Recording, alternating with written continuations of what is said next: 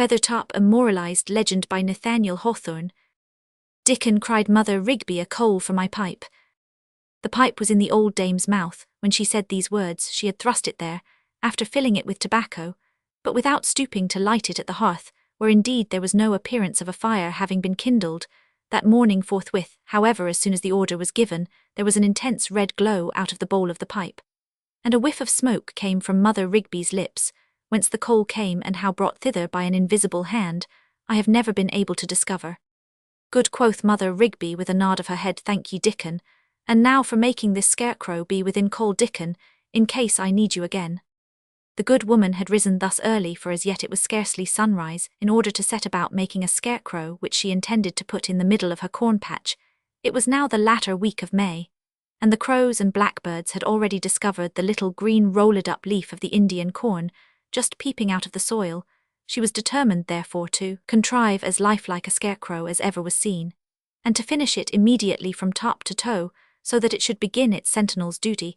That very morning now Mother Rigby, as everybody must have heard, was one of the most cunning and potent witches in New England, and might with very little trouble have made a scarecrow ugly enough to frighten the minister himself. But on this occasion, as she had awakened in an uncommonly pleasant humour, and was further dulcified by her pipe tobacco, she resolved to produce something fine, beautiful, and splendid, rather than hideous and horrible. I don't want to set up a hobgoblin in my own corn patch, and almost at my own doorstep, said Mother Rigby to herself, puffing out a whiff of smoke. I could do it, if I pleased, but I'm tired of doing marvellous things, and so ill keep within the bounds of everyday business, just for variety's sake. Besides, there is no use in scaring the little children for a mile roundabout, though 'tis true I am a witch. It was settled, therefore, in her own mind, that the scarecrow should represent a fine gentleman of the period, so far as the materials at hand would allow. Perhaps it may be as well to enumerate the chief of the articles that went to the composition of this figure. The most important item of all, probably, although it made so little show, was a certain broomstick, on which Mother Rigby had taken many an airy gallop at midnight, and which now served the scarecrow by way of a spinal column, or, as the unlearned phrase it, a backbone. One of its arms was a disabled flail, which used to be wielded by Goodman Rigby, before his spouse worried him out of this troublesome world. The other, if I mistake not, was composed of the pudding stick, and a broken rung of a chair tied loosely together at the elbow. As for its legs, the right was a hoe handle, and the left an undistinguished and miscellaneous stick from the woodpile. Its lung, stomach, and other affairs of that kind, were nothing better than a meal bag stuffed with straw. Thus we have made out the skeleton and entire corporosity of the scarecrow, with the exception of its head, and this was admirably supplied by a somewhat withered and shriveled pumpkin, in which Mother Rigby cut 2 holes for the eyes, and a slit for the mouth, leaving a bluish-coloured knob in the middle to pass for a nose. It was really quite a respectable face. I've seen worse ones on human shoulders, at any rate, said Mother Rigby, and many a fine gentleman has a pumpkin head, as well as my scarecrow. But the clothes in this case were to be the making of the man, so the good old woman took down from a peg an ancient plum-coloured coat of London make, and with relics of embroidery on its seams, cuffs, pocket flaps, and buttonholes, but lamentably worn and faded, patched at the elbows, tattered at the skirts, and threadbare all over on the left breast, was a round hole, whence either a star of nobility had been rent away, or else the hot heart of some former wearer had scorched it through, and through the neighbours said that this rich garment belonged to the black man's wardrobe, and that he kept it at Mother Rigby's cottage for the convenience of slipping it on whenever he wished to make a grand appearance at the governor's table to match the coat. There was a velvet waistcoat of very ample size, and formerly embroidered with foliage, that had been as brightly golden as the maple leaves in October, but which had now quite vanished out of the substance of the velvet. Next came a pair of scarlet breeches once worn by the French governor of Louisbourg, and the knees of which had touched the lower step of the throne of Louis le Grand. The Frenchman had given these small clothes to an Indian powwow, who parted with them to the old witch for a gill of strong waters at one of their dances in the forest. Furthermore, Mother Rigby produced a pair of silk stockings, and put them on the figure's legs, where they showed as unsubstantial as a dream, with the wooden reality of the 2 sticks, making itself miserably apparent through the holes. Lastly, she put her dead husband's wig on the bare scalp of the pumpkin, and surmounted the whole with a dusty 3-cornered hat, in which was stuck the longest tail feather of a rooster. Then the old dame stood the figure up in a corner of her cottage, and chuckled to behold its yellow semblance of a visage, with its knobby little nose thrust into the air. It had a strangely self-satisfied aspect, and seemed to say, "Come look at me." "And you are well worth looking at, that's a fact," quoth Mother Rigby in admiration at her own handiwork. "I've made many a puppet since I've been a witch, but methinks this is the finest of them, all teas almost too good for a scarecrow. And by the by, I'll just fill a fresh pipe of tobacco, and then take him out to the corn patch." While filling her pipe, the old woman continued to gaze with almost motherly affection at the figure in the corner. To say the truth, whether it were chance or skill or downright witchcraft, there was something wonderfully human in this ridiculous shape bedizened with its tattered finery, and as for the countenance, it appeared to shrivel its yellow surface into a greener funny kind of expression betwixt scorn and merriment, as if it understood itself to be a jest at mankind. The more Mother Rigby looked, the better she was pleased. "Dickon," cried she sharply, "another coal for my pipe." Hardly had she spoken than, just as before, there was a red-glowing coal on the top of the tobacco. She drew in a long whiff, and puffed it forth again into the bar of morning sunshine, which struggled through the one dusty pane of her cottage window. Mother Rigby always liked to flavour her pipe with a coal of fire from the particular chimney corner whence this had been brought, but where that chimney corner might be, or who brought the coal from it, further than that the invisible messenger seemed to respond to the name of Dickon, I cannot tell. "That puppet yonder," thought Mother Rigby, still with her eyes fixed on the scarecrow, "is too good a piece of work to stand all summer in a corn patch, frightening away the crows and blackbirds. He's capable of better things. Why, I've danced with a worse one, when partners happened to be scarce at our witch meetings. In the forest, what if I should let him take his chance among the other men of straw and empty fellows who go bustling about the world?" The old witch took 3 or 4 more whiffs of her pipe, and smiled. "Hell meet plenty of his brethren at every street corner," continued she. "Well, I didn't mean to dabble in witchcraft today further than the lighting of my pipe, but a witch I am, and a witch I'm likely to be, and there's no use trying to shirk it. I'll make a man of my scarecrow, were it only for the joke's sake." While muttering these words, Mother Rigby took the pipe from her own mouth, and thrust it into the crevice, which represented the same feature in the pumpkin visage of the scarecrow. "Puff, darling, puff," said she, "puff away, my fine fellow, your life depends on it." This was a strange exhortation, undoubtedly, to be addressed to a mere thing of stick, straw, and old clothes, with nothing better than a shriveled pumpkin for a headers. We know to have been the scarecrow's case, nevertheless, as we must carefully hold in remembrance. Mother Rigby was a witch of singular power and dexterity, and keeping this fact duly before our minds, we shall see nothing beyond credibility in the remarkable incidents of our story.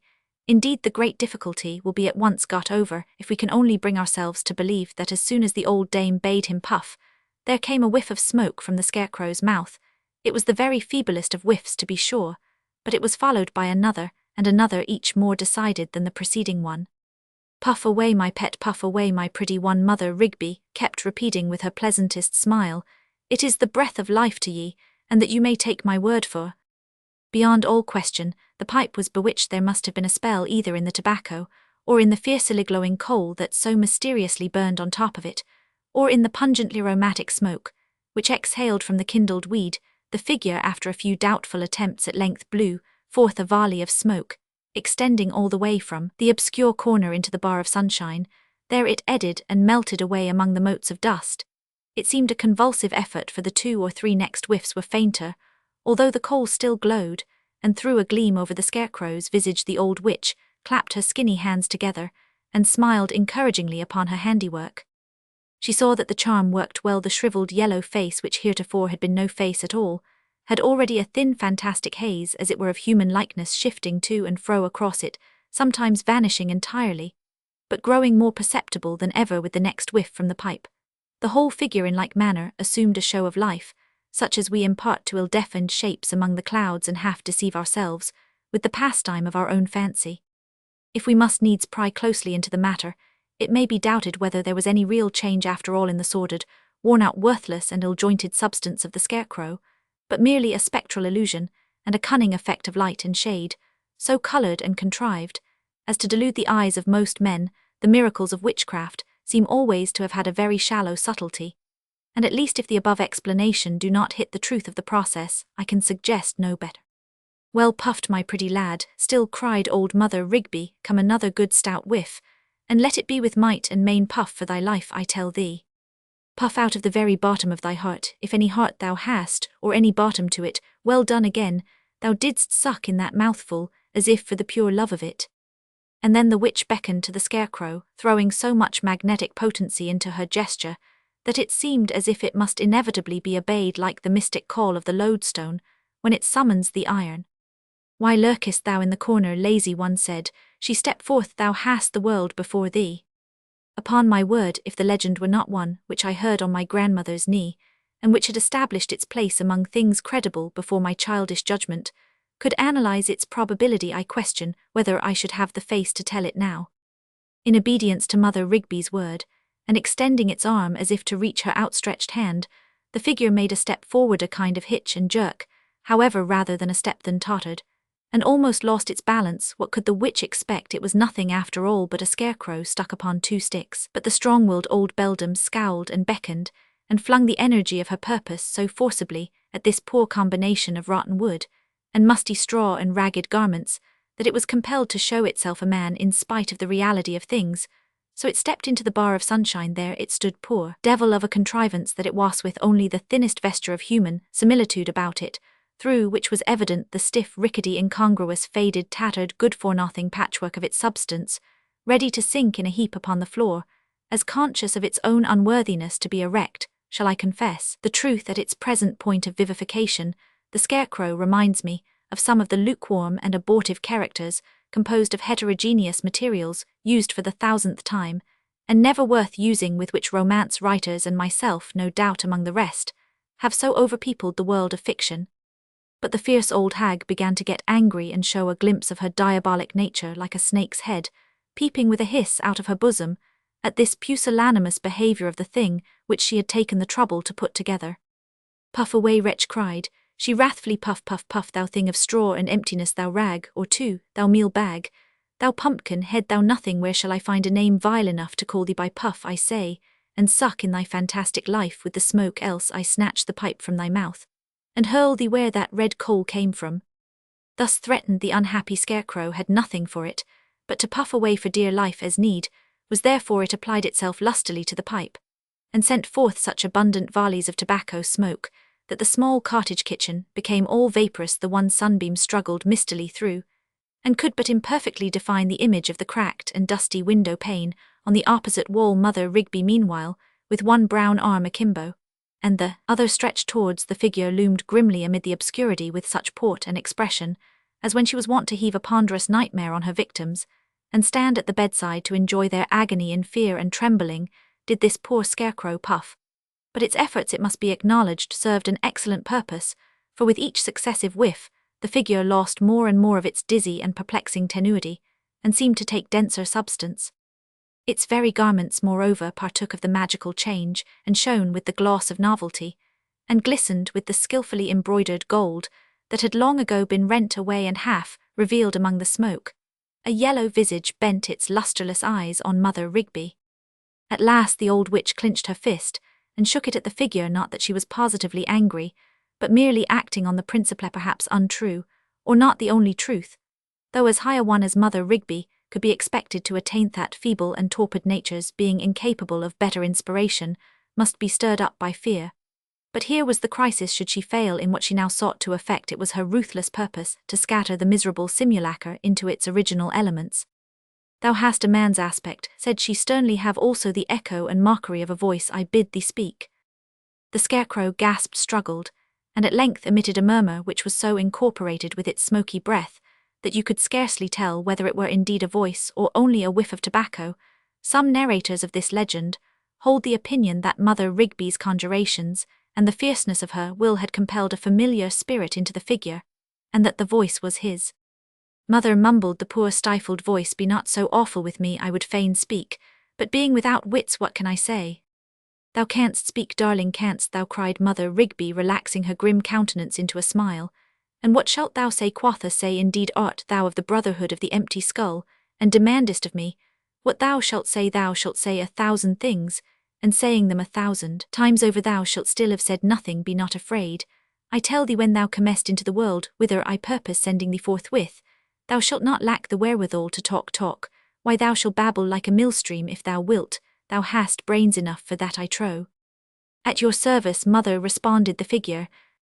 And that was well said, my pretty one, answered Mother Rigby. Then thou speakest like thyself, and meant nothing. Thou shalt have 100 such set phrases, and 500 to the boot of them. And now, darling, I have taken so much pains with thee, and thou art so beautiful, that by my troth I love thee better than any witch's puppet in the world. And I've made them of all sorts, clay, wax, straw, sticks, night, fog, morning, mist, sea, foam, and chimney smoke. But thou art the very best, so give heed to what I say. Yes, kind mother, said the figure, with all my heart. With all thy heart, cried the old witch, setting her hands to her sides, and laughing loudly. Thou hast such a pretty way of speaking, with all thy heart. And thou didst put thy hand to the left side of thy waistcoat, as if thou really hadst one. So now, in high good humour with this fantastic contrivance of hers, Mother Rigby told the scarecrow that it must go and play its part in the great world, where not one man in 100, she affirmed, was gifted with more real substance than itself, and that he might hold up his head with the best of them. She endowed him on the spot with an unreckonable amount of wealth. It consisted partly of a gold mine in El Dorado, and of 10,000 shares in a broken bubble, and of 500,000 acres of vineyard at the North Pole, and of a castle in the air and a chateau in Spain, together with all the rents and income therefrom accruing. She further made over to him the cargo of a certain ship, laden with salt of Cadiz, which she herself, by her necromantic arts, had caused to founder 10 years before in the deepest part of mid-ocean. If the salt were not dissolved, and could be brought to market, it would fetch a pretty penny among the fishermen, that he might not lack ready money. She gave him a copper farthing of Birmingham manufacture, being all the coin she had about her, and likewise a great deal of brass, which she applied to his forehead, thus making it yellower than ever. With that brass alone, quoth Mother Rigby, thou canst pay thy way all over the earth. Kiss me, pretty darling, I have done my best for thee. Furthermore, that the adventurer might lack no possible advantage towards a fair start in life, this excellent old dame gave him a token by which he was to introduce himself to a certain magistrate, member of the council, merchant, and elder of the church, the 4 capacities constituting but one man who stood at the head of society in the neighbouring metropolis. The token was neither more nor less than a single word, which Mother Rigby whispered to the scarecrow, and which the scarecrow was to whisper to the merchant. Gouty as the old fellow is, hell run thy errands for thee when once thou hast given him that word in his ear, said the old witch. Mother Rigby knows the worshipful Justice Gookin, and the worshipful Justice knows Mother Rigby.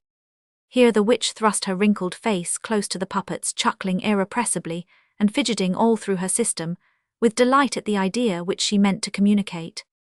The worshipful Master Gookin whispered, she hath a comely maiden to his daughter, and hark ye, my pet, thou hast a fair outside, and a pretty wit enough of thine own, yea, a pretty wit enough. Thou wilt think better of it when thou hast seen more of other people's wits. Now with thy outside and thy inside thou art the very man to win a young girl's heart. Never doubt it, I tell thee it shall be so put. But a bold face on the matter, sigh, smile, flourish, thy hat thrust forth thy leg, like a dancing master, put thy right hand to the left side of thy waistcoat, and pretty Polly Gookin is thine own.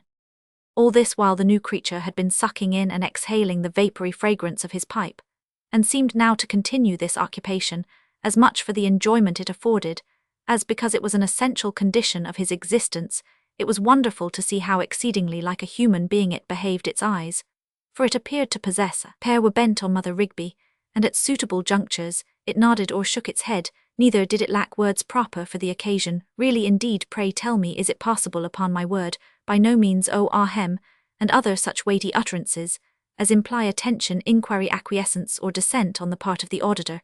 Even had you stood by and seen the scarecrow made, you could scarcely have resisted the conviction that it perfectly understood the cunning counsels which the old witch poured into its counterfeit of an ear. The more earnestly it applied its lips to the pipe, the more distinctly was its human likeness stamped among visible realities. The more sagacious grew its expression, the more lifelike its gestures and movements, and the more intelligibly audible its voice. Its garments too glistened so much the brighter with an illusory magnificence. The very pipe in which burned the spell of all this wonderwork ceased to appear as a smoke-blackened earthen stump, and became a meerschaum with painted bowl and amber mouthpiece.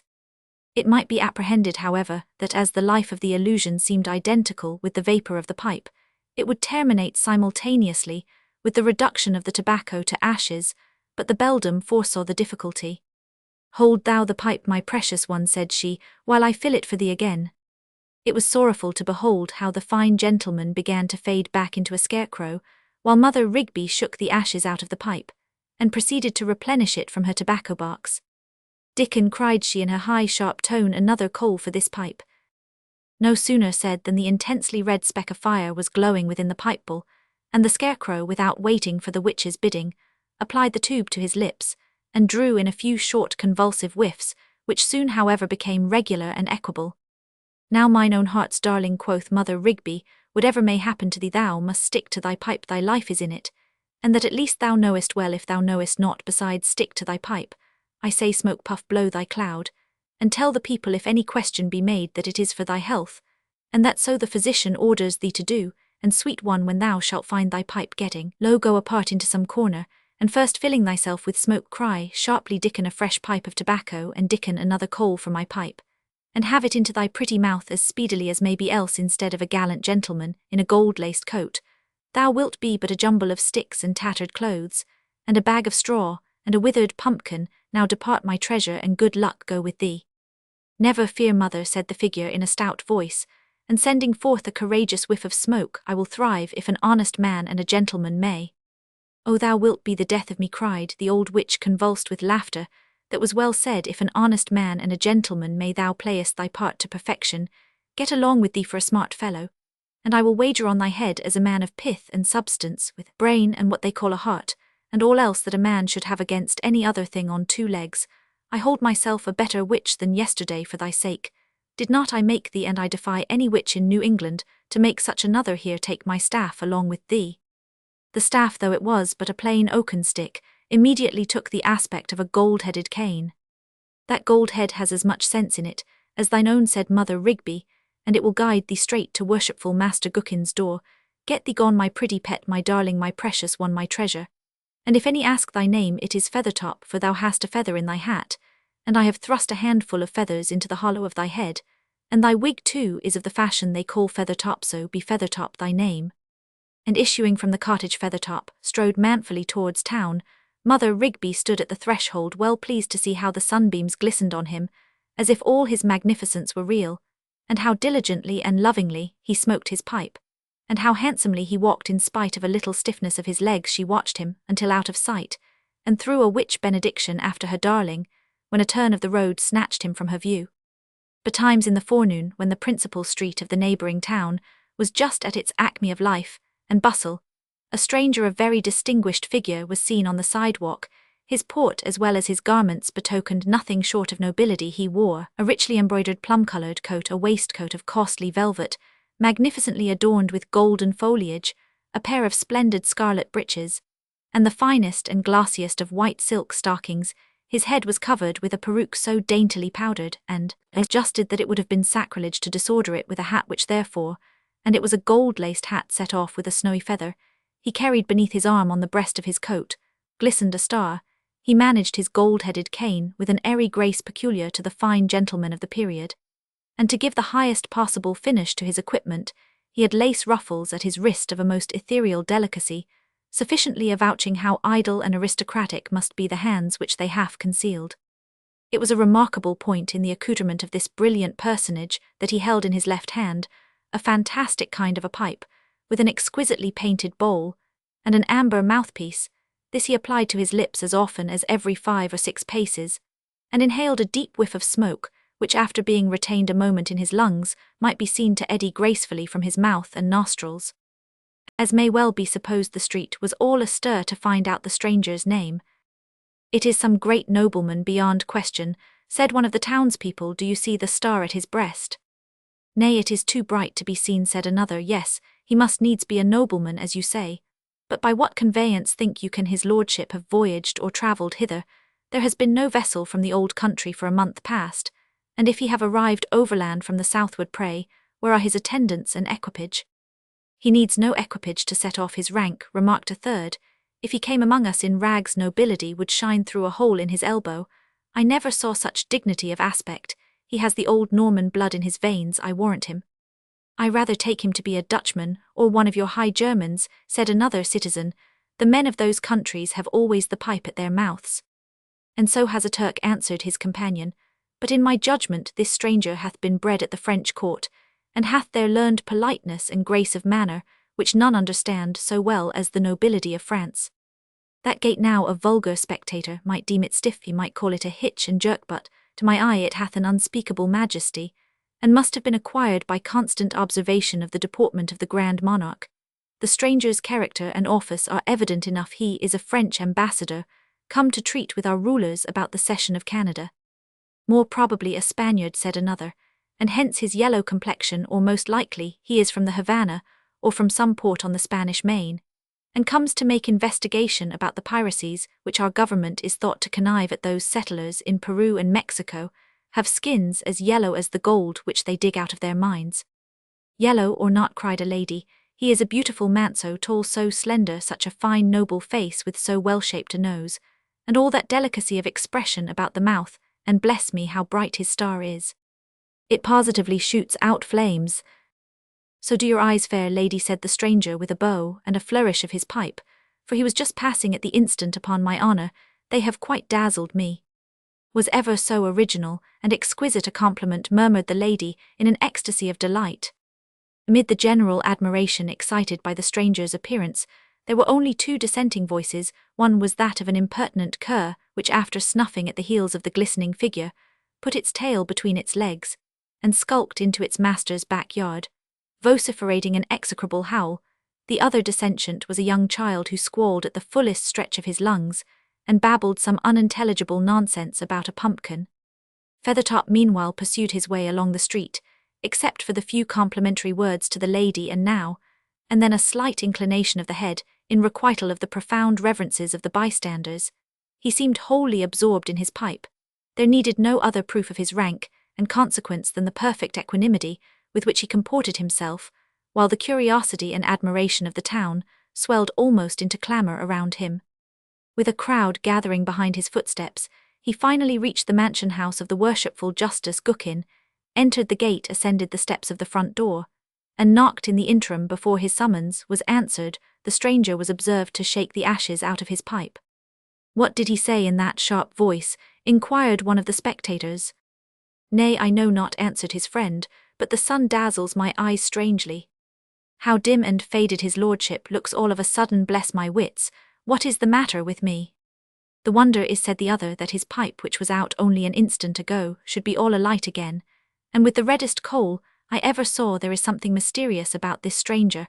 What a whiff of smoke was that, dim and faded, did you call him? Why, as he turns about, the star on his breast is all ablaze. It is indeed, said his companion, and it will go near to dazzle pretty Polly Gookin, whom I see peeping at it out of the chamber window. The door being now opened, Feathertop turned to the crowd, made a stately bend of his body like a great man, acknowledging the reverence of the meaner sort, and vanished into the house. There was a mysterious kind of a smile, if it might not better be called a grin or grimace, upon his visage. But of all the throng that beheld him, not an individual appears to have possessed insight enough to detect the elusive character of the stranger, except a little child and a cur dog. Our legend here loses somewhat of its continuity, and passing over the preliminary explanation between Feathertop and the merchant, goes in quest of the pretty Polly Gookin. She was a damsel of a soft round figure, with light hair and blue eyes, and a fair rosy face which seemed neither very shrewd nor very simple. This young lady had caught a glimpse of the glistening stranger while standing on the threshold, and had forthwith put on a laced cap, a string of beads, her finest kerchief, and her stiffest damask petticoat. In preparation for the interview, hurrying from her chamber to the parlour, she had ever since been viewing herself in the large looking-glass and practising pretty Ersno, a smile now a ceremonious dignity of aspect, and now a softer smile than the former, kissing her hand, likewise tossing her head, and managing her fan, while within the mirror an unsubstantial little maid repeated every gesture and did all the foolish things that Polly did, but without making her ashamed of them. In short, it was the fault of pretty Polly's ability rather than her will if she failed to be as complete an artifice as the illustrious Feathertop himself, and when she thus tampered with her own simplicity, the witch's phantom might well hope to win her. No sooner did Polly hear her father's gouty footsteps approaching the parlour door, accompanied with the stiff clatter of Feathertop's high-heeled shoes, than she seated herself bolt upright, and innocently began warbling a song. "Polly, daughter, Polly," cried the old merchant, "come hither, child." Master Gookin's aspect, as he opened the door, was doubtful and troubled. "This gentleman," continued he, presenting the stranger, "is the Chevalier Feathertop. Nay, I beg his pardon, my Lord Feathertop, who hath brought me a token of remembrance from an ancient friend of mine.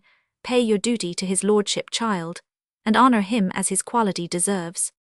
After these few words of introduction, the worshipful magistrate immediately quitted the room, but even in that brief moment had the fair Polly glanced aside at her father, instead of devoting herself wholly to the brilliant guest, she might have taken warning of some mischief nigh at hand. The old man was nervous, fidgety, and very pale, purposing smile of courtesy. He had deformed his face with a sort of galvanic grin which, when Feathertop's back was turned, he exchanged for a scowl, at the same time shaking his fist and stamping his gouty foot in incivility, which brought its retribution along with it. The truth appears to have been that Mother Rigby's word of introduction, whatever it might be, had operated far more on the rich merchant's fears than on his goodwill. Moreover, being a man of wonderfully acute observation, he had noticed that these painted figures on the bowl of Feathertop's pipe were in motion. Looking more closely, he became convinced that these figures were a party of little demons, each duly provided with horns and a tail, and dancing hand in hand with gestures of diabolical merriment round the circumference of the pipe bowl, as if to confirm his suspicions, while Master Gookin ushered his guest along a dusky passage from his private room to the parlour. The star on Feathertop's breast had scintillated actual flames, and threw a flickering gleam upon the wall, the ceiling, and the floor. With such sinister prognostics manifesting themselves on all hands, it is not to be marvelled at that the merchant should have felt that he was committing his daughter to a very questionable acquaintance. He cursed in his secret soul the insinuating elegance of Feathertop's manners, as this brilliant personage bowed, smiled, put his hand on his heart, inhaled a long whiff from his pipe, and enriched the atmosphere with the smoky vapour of a fragrant and visible sigh. Gladly would poor Master Gookin have thrust his dangerous guest into the street, but there was a constraint and terror within him.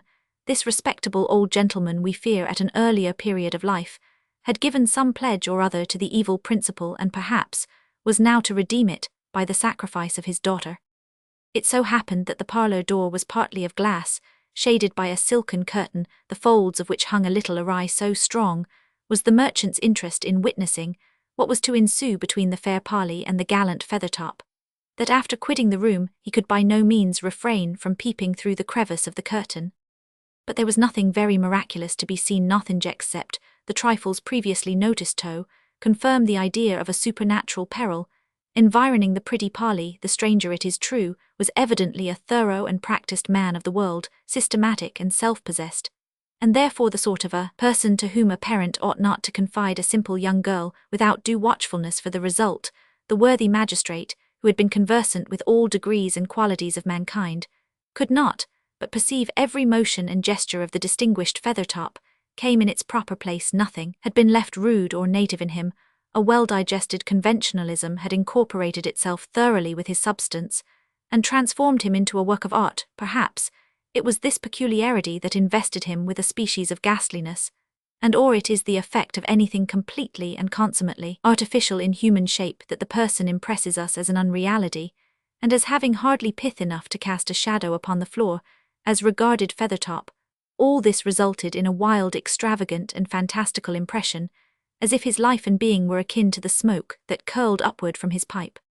But pretty Polly Gookin felt not thus. The pair were now promenading the room, Feathertop with his dainty stride, and no less dainty grimace, the girl with a native maidenly grace, just touched, not spoiled, by a slightly affected manner, which seemed caught from the perfect artifice of her companion. The longer the interview continued, the more charmed was pretty Polly, until within the first quarter of an hour, as the old magistrate noted by his watch, she was evidently beginning to be in love. Nor need it have been witchcraft that subdued her in such a hurry. The poor child's heart, it may be, was so very fervent that it melted her with its own warmth, as, reflected from the hollow semblance of a lover. No matter what Feathertop said, his words found depth and reverberation in her ear. No matter what he did, his action was heroic to her eye. And by this time, it is to be supposed, there was a blush on Polly's cheek, a tender smile about her mouth, and a liquid softness in her glance, while the star kept coruscating on Feathertop's breast, and the little demons careered with more frantic merriment than ever about the circumference of his pipe bowl. O pretty Polly Gookin, why should these imps rejoice so madly that a silly maiden's heart was about to be given to a shadow? Is it so unusual a misfortune, so rare a triumph? By and by Feathertop paused, and throwing himself into an imposing attitude, seemed to summon the fair girl to survey his figure, and resist him longer if she could. His star, his embroidery, his buckles glowed at that instant with unutterable splendour. The picturesque hues of his attire took a richer depth of colouring. There was a gleam and polish over his whole presence, betokening the perfect witchery of well-ordered manners. The maiden raised her eyes, and suffered them to linger upon her companion with a bashful and admiring gaze. Then, as if desirous of judging what value her own simple comeliness might have side by side with so much brilliancy, she cast a glance towards the full-length looking-glass, in front of which they happened to be standing. It was one of the truest plates in the world, and incapable of flattery. No sooner did the images therein reflected meet Polly's eye than she shrank from the stranger's side, gazed at him for a moment in the wildest dismay, and sank insensible upon the floor. Feathertop likewise had looked towards the mirror, and there beheld not the glittering mockery of his outside show, but a picture of the sordid patchwork of his real composition, stripped of all witchcraft. The wretched simulacrum, we almost pity him. He threw up his arms with an expression of despair that went further than any of his previous manifestations, towards vindicating his claims to be reckoned human for perchance the only time, since this so often empty and deceptive life of mortals began its course. An illusion had seen and fully recognized itself. Mother Rigby was seated by her kitchen hearth in the twilight of this eventful day, and had just shaken the ashes out of a new pipe when she heard a hurried tramp along the road. Yet it did not seem so much the tramp of human footsteps as the clatter of sticks, or the rattling of dry bones. "Ha," thought the old witch, "what step is that? Whose skeleton is out of its grave now, I wonder?"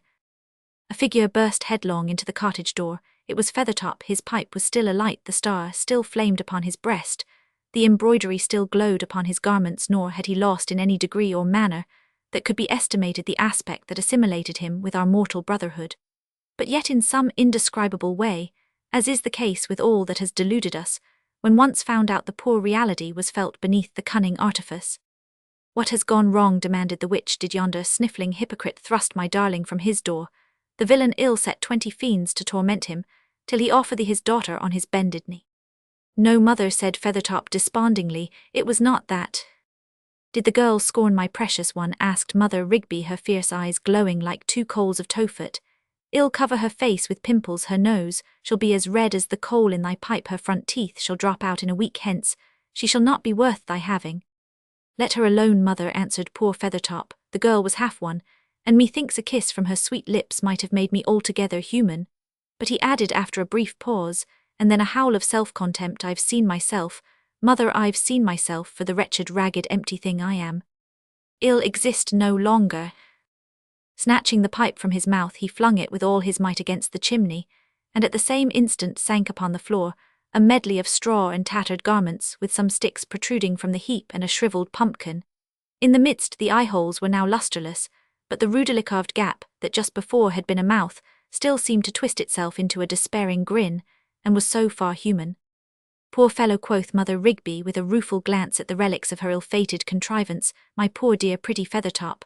There are thousands upon thousands of coxcombs and charlatans in the world, made up of just such a jumble of worn-out, forgotten, and good-for-nothing trash, as he was, yet they live in fair repute, and never see themselves for what they are, and why should my poor puppet be the only one to know himself and perish for it?" While thus muttering, the witch had filled a fresh pipe of tobacco, and held the stem between her fingers as doubtful whether to thrust it into her own mouth or Feathertop's. "Poor Feathertop," she continued, "I could easily give him another chance, and send him forth again tomorrow, but no, his feelings are too tender, his sensibilities too deep. He seems to have too much heart to bustle for his own advantage in such an empty and heartless world. Well, I'll make a scarecrow of him, after all. 'Tis an innocent and useful vocation, and will suit my darling well, and if each of his human brethren had as fit a one, 'twould be the better for mankind, and as for this pipe of tobacco, I need it more than he." So saying, Mother Rigby put the stem between her lips. "Dickon," cried she in her high sharp tone, "another coal for my pipe."